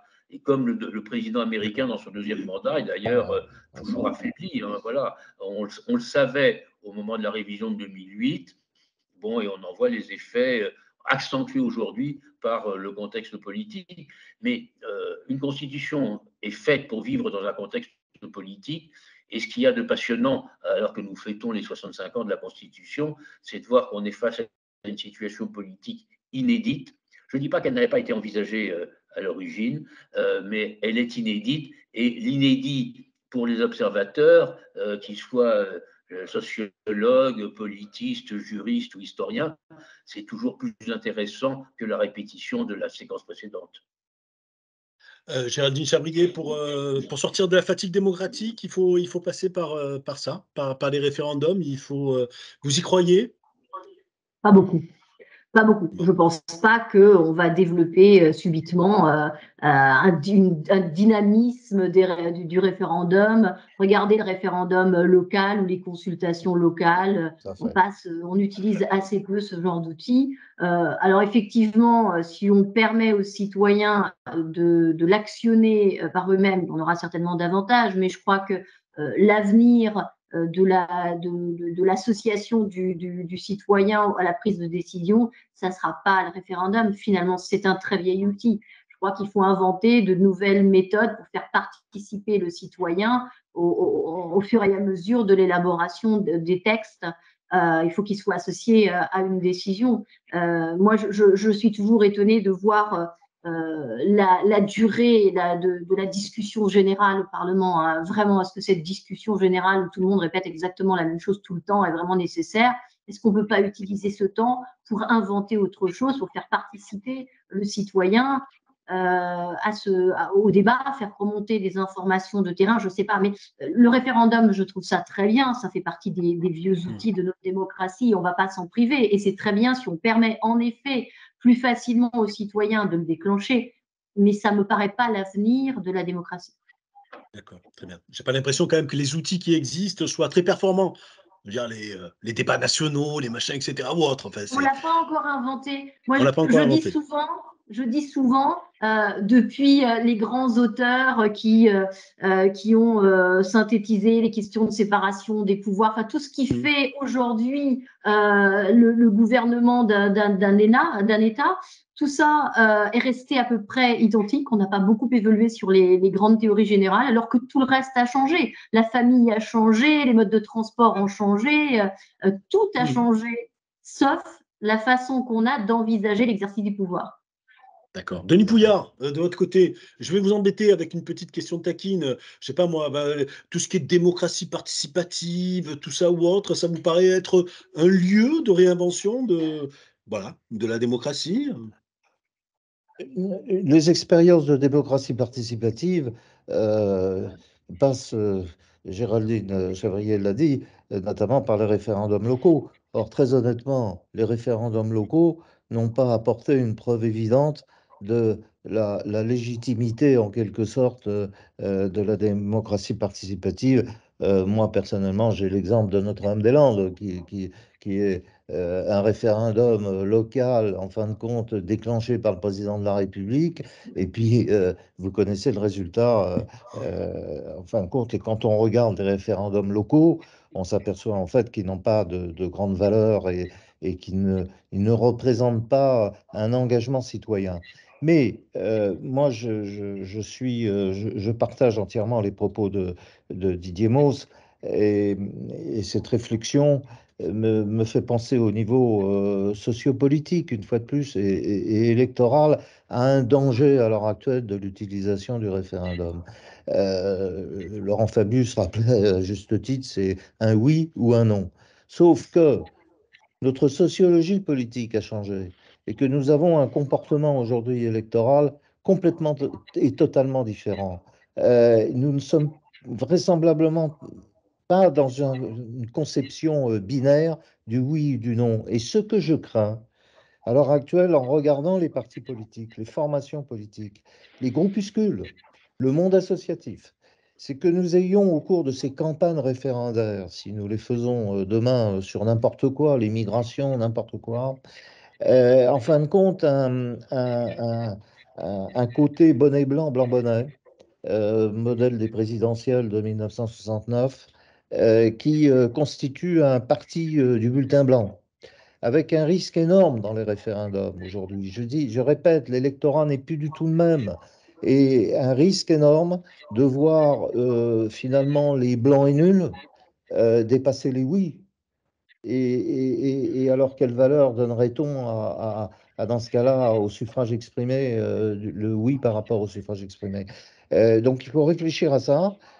Si nous devons modifier les conditions du référendum, il faut réfléchir aussi sur la légitimité de la réponse. Et pour précisément que c'est une valeur authentique et de rapprochement du citoyen avec la décision qui aura été prise par nous tous.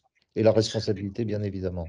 Merci Denis Pouillard. Éric Landau, je vous propose éventuellement de réagir là-dessus et d'être dans une espèce de pré-conclusion, quoique compte tenu du fait que vous êtes la force invitante, vous le ferez peut-être après. Non, mais je dites-moi. fais la conclusion en même temps parce que pour moi, il y a un lien. Super. Cette question du référendum, alors sur la démocratie participative sous ses différentes formes, j'ai plutôt des expériences, moi, négatives des référendums locaux. Et en revanche, Ouais. j'ai regardé les démarches participatives, y compris à l'époque des pays et autres au début, avec beaucoup de méfiance. Ah bon, bah, ça va être de la communication descendante, ça va être manipulé, ou ça va être que les enquiquineurs qui vont s'exprimer. Et j'ai été très surpris, y compris récemment sur différentes démarches, de voir que des démarches participatives, quand elles ne sont pas trop verbeuses et quand elles ne sont pas trop prétexte à communication purement descendante, peuvent être beaucoup plus riches que ce que moi, de manière cynique, je regardais avec méfiance.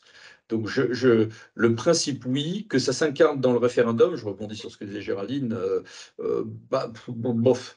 Et voilà. De toute manière, on a déjà une forte participation aujourd'hui sondagière, c'est-à-dire que les politiques, au lieu de nous dire où on doit aller dans 20 ans, sont de plus en plus dans la réaction émotionnelle parce que c'est l'époque qu'il veut, parce que c'est les réseaux sociaux et les médias en 24 heures sur 24 qui sont de toute manière sur des réactions émotionnelles à court terme. Et cette dictature de la réaction émotionnelle à court terme nous conduit à nous méfier du référendum, tout comme elle nous conduit probablement à estimer qu'on a déjà une forte participation du peuple, puisqu'on passe son temps à réagir à ce qu'est l'émotion du moment, plutôt que d'être dans un projet public porté par le politique qui serait descendant. Ceci dit, il y a un lien entre justement cette problématique du référendum et les trois orateurs l'ont dit vraiment très intéressante. C'est qu'on est dans une question de répartition des pouvoirs entre le Parlement, on l'a évoqué aussi dans le temps, quid d'un RIP qui reviendrait sur une loi adoptée par le Parlement comme cela a été envisagé pour les retraites. Alors, il y a la règle d'1 an d'aujourd'hui, mais comment va-t-on la changer, etc. Donc, quid de cette répartition des pouvoirs à ce stade entre le peuple s'exprimant directement ou les représentants de la nation, et cette illisibilité de l'organisation des pouvoirs au niveau territorial. Dans tous les cas, on a un besoin fort que le représentant du peuple soit identifié et soit légitime. Donc, le référendum, qui peut être un outil d'appropriation de la chose publique, peut devenir une catastrophe si on délégitimise le porteur du mandat, qui a besoin au contraire d'apparaître comme celui qui porte la... Voilà. On peut tous se désoler du spectacle que donne l'Assemblée nationale, mais au minimum, on montre qu'il y a différentes manières de représenter le mandat du peuple et de la nation, ce qui, je suppose, montre à nos citoyens que selon les représentants que l'on a, on n'a pas les mêmes résultats. Et ça, c'est quelque chose d'un peu neuf. Au niveau des territoires, on a ce même problème d'incarnation. Je vote qui? Pourquoi? C'est ce que disait Didier tout à l'heure. T'es gentil, c'est toi que j'ai élu. Hein. Bon, le maire, du coup, on prend son téléphone et appelle l'interco. Bon. Ou le département ou la région parfois. Bon. Et donc, je pense qu'il y a une chose, on sera d'accord ou pas d'accord avec ce qu'a dit le président, et de toute manière, on ne peut pas être d'accord ou pas d'accord sur la partie décentralisation, puisqu'il a été extrêmement, pour l'instant, prudent. On pourrait dire flou, en réalité prudent. Mais il y a une chose avec laquelle on sera d'accord, c'est qu'il a soulevé 2 points qui sont les points d'incarnation du pouvoir et d'acceptabilité de la représentation politique. Et donc de la gouvernance. Et ça, c'est 2 points qui sont tout à fait stratégiques aujourd'hui dans la méfiance vis-à-vis des élites, des dirigeants et de nos représentants, à tout point de vue, et qu'on le retrouve dans tous les pays occidentaux démocratiques aujourd'hui. Et ça, c'est des points tout à fait déterminants. Et de ce point de vue-là, pour rester sur la partie territoriale, accepter l'illisibilité actuelle fait le bonheur des juristes, mais ne fait pas forcément le bonheur des démocrates. Merci Eric Landau. Je me tourne vers Benjamin Morel. Pour clore ce petit cycle, alors j'espère que je n'ai pas été trop barbant, parce que essentiellement j'ai eu l'impression de passer du temps à vous dire qu'il ne se passera probablement rien. Bonne réflexion sur ce sujet sur lequel on n'est pas tous d'accord, mais qui nous tient à tous à cœur. Donc j'espère qu'on aura l'occasion de discuter ensemble à d'autres occasions, à la fois de visu et un peu plus longuement. En 1 minute, Géraldine Chabrier, et donc pour les 2 autres interlocuteurs aussi derrière, on se retrouve dans 1 an, par exemple, dans les mêmes conditions. Est-ce que, à votre avis, sans faire dans la futurologie un peu comme ça de bas étage, est-ce qu'on aura avancé? Non. Non, ce n'est pas la première tentative de révision constitutionnelle du président Macron. On n'est pas dans une situation où la révision constitutionnelle peut aboutir. Et moi, ma plus grande angoisse, c'est que la Corse, elle boue. Et là, on lui fait des promesses, on lui dit qu'on va réviser la Constitution et ça risque de ne pas se faire pour des raisons politiques et je ne sais pas comment les choses ont tourné. Donc non, pardon. D'accord. Didier Moss, oui ou non? On s'amuse un petit peu. Écoutez, il y a un humoriste qui a dit un jour « La prévision est un art difficile, virgule, surtout lorsqu'il s'agit de l'avenir. » Et l'avenir, il est dans 1 an. Alors, je me garderai bien de faire une prévision, mais très honnêtement, et au-delà de tout ce qu'on a dit, je ne sais pas quelles sont les conditions politiques qui permettent à court terme de réviser la Constitution. Merci, M. Ross. M. Pouillard? Je suis beaucoup plus optimiste que Géraldine Chavrier sur notamment la Corse. En tout cas, je pense que on peut avancer, qu'il y a un nouvel état d'esprit des élus de ce côté-là, et je pense aux élus nationaux. Donc, je ne suis pas dans une position négative. Simplement, je crois qu'il faut rétablir un peu les niveaux. Et rétablir les niveaux, c'est réintroduire notamment le Parlement dans cette grande discussion de la répartition, je l'ai dit tout à l'heure, nouvelle des pouvoirs, et ça s'applique à la Corse comme à la Nouvelle-Calédonie, comme demain aux autres pays d'outre-mer. Merci à vous tous. Éric Landau, merci beaucoup d'avoir organisé donc ce webinaire et je ne vais pas paraphraser Patrick Bruel, qui est un grand constitutionnaliste, comme vous savez. On ne se donne pas rendez-vous dans 10 ans, mais dans un an, pour essayer effectivement de voir si ça a avancé, ce gros chantier. Merci à vous toutes et bonne fin de journée. Au revoir. Merci, au revoir. Merci, au Au revoir. revoir.